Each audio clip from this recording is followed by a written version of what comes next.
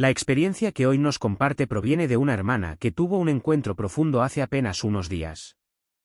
En esta experiencia divina, Jesús le reveló una verdad más profunda y oculta sobre el devastador incendio en Los Ángeles. Los animo a que se queden con nosotros hasta el final para comprender plenamente el significado de lo que ella presenció. Me llamo Fona Caleb y tuve esta experiencia extraordinaria el 9 de enero de 2025. Era imposible evitar las noticias sobre los incendios que asolaban Los Ángeles. Todos los medios de comunicación y las redes sociales estaban llenos de las mismas imágenes tristes, barrios enteros devorados por llamas implacables, familias que corrían para salvar sus vidas con solo lo más esencial y bomberos arriesgando valientemente sus vidas en una batalla desesperada contra lo que parecía ser un desastre imparable. No pude apartar la mirada.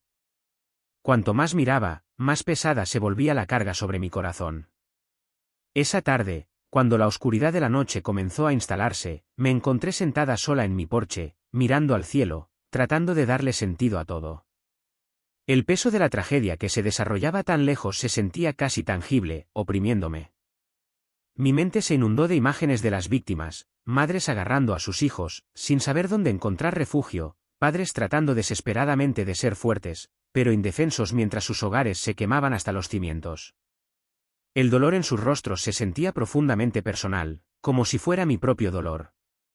Señor, susurré con voz temblorosa, dominada por la emoción, por favor, dales consuelo. Lleva la paz a quienes lo han perdido todo.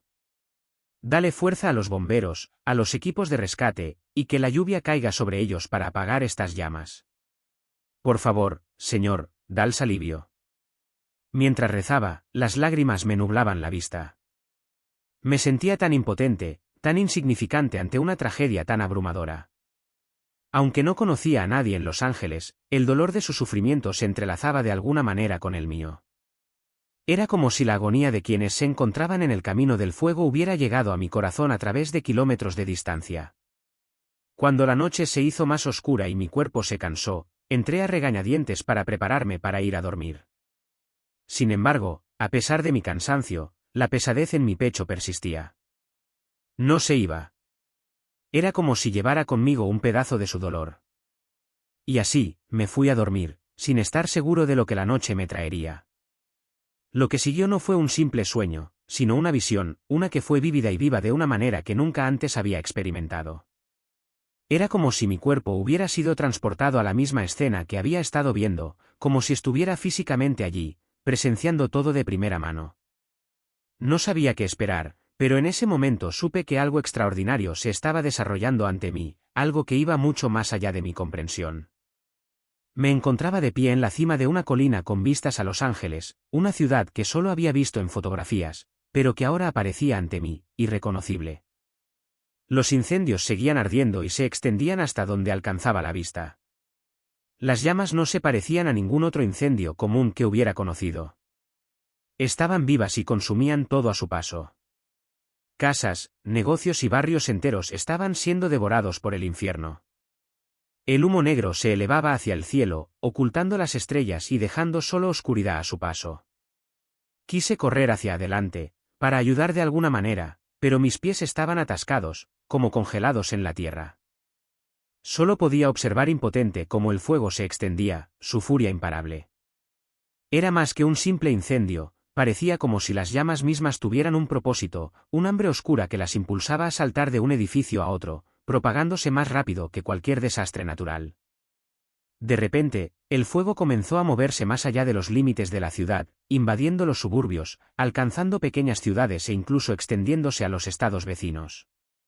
Vi campos de cultivo reducidos a cenizas, bosques enteros consumidos en cuestión de segundos y carreteras atascadas de autos mientras la gente huía en pánico. La devastación parecía ilimitada, no parecía tener fin. Abrumada por el peso de lo que estaba presenciando, caí de rodillas. Las lágrimas corrían por mi rostro mientras clamaba a Dios, con la voz quebrada por la emoción. Señor, grité desesperado, por favor, detén esta destrucción. No dejes que se extienda más. Salva a la gente, especialmente a los niños. Envía lluvia, Señor, para apagar estas llamas y poner fin a este horror. El dolor que sentía en el corazón era insoportable. No era solo la destrucción en sí lo que me destrozaba, sino la sensación de desesperanza que me invadía la gente atrapada en esta pesadilla. Casi podía oír sus gritos de ayuda, sentir el peso aplastante de su desesperación. La enormidad de su sufrimiento pesaba sobre mi alma. Todo lo que podía hacer era rezar, abrirle mi corazón a Dios y pedirle misericordia. Entonces, sucedió algo extraordinario. El aire que me rodeaba empezó a cambiar. El humo, que había sido tan espeso y opresivo, pareció disiparse y ante mí apareció una figura. Era alta y transmitía autoridad, pero sus ojos reflejaban una profunda compasión, una dulzura que contrastaba con su imponente presencia. Su rostro brillaba con una luz cálida y reconfortante, como el suave resplandor del sol de la mañana. Llevaba una túnica que brillaba, como si estuviera tejida con hilos de luz, y su sola presencia exudaba paz. No tengan miedo, dijo con voz tranquila y tranquilizadora, pero con el peso de algo mucho más poderoso. He sido enviado para revelarles la verdad que se esconde detrás de lo que están presenciando. Ansiaba hablar, hacer preguntas, pero no me salían las palabras. La presencia de la figura me llenó de admiración y reverencia. Mientras hablaba, empezó a revelarme la verdad más profunda que se escondía tras la devastación que había visto.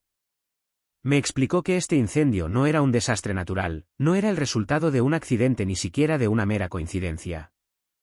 El incendio, me dijo, era parte de algo mucho más oscuro. El diablo, dijo, había orquestado estos acontecimientos, manipulándolos con un único objetivo: provocar destrucción. Su objetivo era separar a las familias, romper los vínculos de la comunidad y dejar a la gente ahogándose en la desesperación. Mientras escuchaba, mi corazón se aceleraba y se me cortaba la respiración. Las llamas que había presenciado ya no parecían un simple desastre. Simbolizaban algo mucho más siniestro. Eran la encarnación del caos y la destrucción que el diablo buscaba sembrar en los corazones de las personas, una herramienta de división y sufrimiento. La figura explicó que el diablo se alimentaba del dolor, la separación y la desesperanza. Este fuego era solo una parte de su plan más amplio para propagar la desesperación y dividir a las personas entre sí, quebrantando sus espíritus en el proceso. Ante el tribunal de Dios, el diablo se puso de pie, acusando a la gente de los ángeles, señalando con el dedo sus pecados. El peso del momento era innegable, mientras una profunda sensación de reflexión se apoderaba de mí. Los Ángeles, una ciudad rebosante de belleza y potencial, se había convertido en el blanco de fuerzas oscuras y malévolas. El cielo, afirmaba el diablo, estaba profundamente afligido. Los pecados de la gente habían creado un abismo entre ellos y Dios. Se habían desviado de su camino recto, eligiendo vidas impulsadas por la vanidad y los deseos egoístas. Habló apasionadamente de los ídolos que se habían arraigado en los corazones de la gente, ídolos que no estaban hechos de piedra ni de madera, sino de las actividades que consumían su tiempo, concentración y lealtad. Los ídolos de la riqueza, la fama y el poder habían reemplazado a Dios, y estas actividades fugaces se habían convertido en el verdadero objeto de adoración. Habló de leyes que se burlaban de la justicia de Dios, leyes construidas sobre los deseos y egos humanos, en lugar de la verdad divina. Cada palabra del diablo me hería más profundamente, haciéndome reflexionar sobre el estado del mundo que nos rodea. No era solo Los Ángeles el que había caído víctima de tales vicios, era una crisis global. ¿Con qué frecuencia elegimos nuestros propios deseos en lugar de la voluntad de Dios? ¿Cuántas veces hemos ignorado su tierno llamado, distraídos por cosas fugaces que nunca pueden satisfacer verdaderamente? Sin embargo, en medio de esta dura condena, el tono del diablo se suavizó y reveló algo que llenó mi corazón de esperanza. A pesar de todo lo que había sucedido, la misericordia de Dios no se había agotado.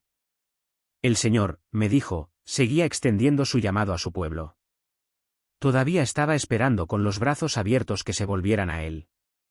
Dios anhelaba el arrepentimiento, que su pueblo reconociera sus pecados y se acercara a Él con corazones llenos de humildad.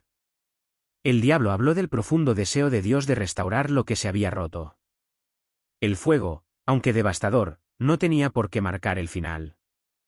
Había esperanza de renovación, pero requería un arrepentimiento genuino, una voluntad de dejar atrás el orgullo, los ídolos y los caminos destructivos que habían seguido.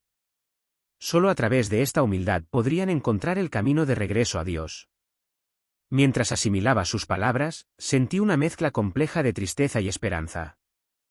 La devastación que había presenciado era asombrosa, pero la posibilidad de restauración parecía real. El amor de Dios, al parecer, era mayor que cualquier destrucción, y su llamado al arrepentimiento era una invitación a abrazar nuevamente su amor. Luego, la figura reveló ciertas acciones que se deben tomar para alinearse con la voluntad de Dios con respecto a los ángeles. Esta advertencia, enfatizó, no era solo un llamado para aquellos directamente afectados por los incendios, sino un llamado de atención para los creyentes en todas partes. Reveló que, aunque el desastre fue grave, también fue una oportunidad divinamente ordenada para que los fieles se pusieran a la altura de su llamado como intercesores. Instó a los creyentes a dirigir sus corazones y oraciones hacia los ángeles, elevando la ciudad en intercesión espiritual. El poder de la oración, recalcó, es inmenso. A través de la oración, la misericordia de Dios puede fluir, los planes del enemigo pueden ser frustrados y las semillas de la restauración pueden comenzar a echar raíces. Habló de la necesidad de que los creyentes se unan en oración, permaneciendo unidos en fe por la ciudad y su gente. Las palabras de la figura transmitían una urgencia que no podía ignorarse. Los desastres como estos, explicó, no eran meras calamidades físicas, sino señales espirituales, presagios de la proximidad del regreso de Cristo. Me instó a recordar a los creyentes que no solo oraran por la restauración de lo que se había perdido en los ángeles, sino también que se prepararan para la restauración definitiva que acompañará la segunda venida de Cristo. La preparación, enfatizó, no consiste simplemente en esperar pasivamente, sino que requiere acción, fe, obediencia y un compromiso inquebrantable con la voluntad de Dios. Los creyentes deben vivir con el corazón firmemente vuelto hacia Dios, esforzándose por alcanzar la justicia y abandonando el pecado. Deben centrarse en su preparación espiritual, no solo por su propio bien, sino como testimonio al mundo. La figura me hizo comprender la importancia de vivir como faros de luz en la creciente oscuridad. En tiempos de crisis, la fe y las oraciones de los creyentes pueden ofrecer esperanza a quienes se sienten abandonados o perdidos. Este es el momento, me dijo, para que los creyentes demuestren al mundo el verdadero amor, la misericordia y el poder de Dios. Antes de partir, me dejó un último y contundente recordatorio: los desastres, como el incendio de Los Ángeles, sirven tanto de advertencia como de oportunidad. Son advertencias de las consecuencias de alejarse de Dios, pero también oportunidades de arrepentimiento, tanto para los afectados directamente como para el mundo en su conjunto. Los creyentes deben ponerse en la brecha, orando fervientemente por sanidad, misericordia y para que los corazones de las personas regresen a Dios. Mientras lo hacen, deben mantener la vista puesta en el horizonte, preparándose para el día en que Cristo regresará para hacer nuevas todas las cosas. La figura colocó suavemente su mano sobre mi hombro, ofreciéndome palabras de consuelo. Ve, dijo, y no tengas miedo. El Señor está contigo. En un abrir y cerrar de ojos, desapareció, y me encontré una vez más en mi habitación, sentada erguida en la cama. Mi corazón latía aceleradamente por la intensidad de lo que había presenciado, y el persistente olor a humo llenaba el aire, aunque sabía que no era real. Sabía con urgencia que tenía que compartir este mensaje, para que se ofreciera una oración y que los fieles se levantaran para interceder por los ángeles y el mundo.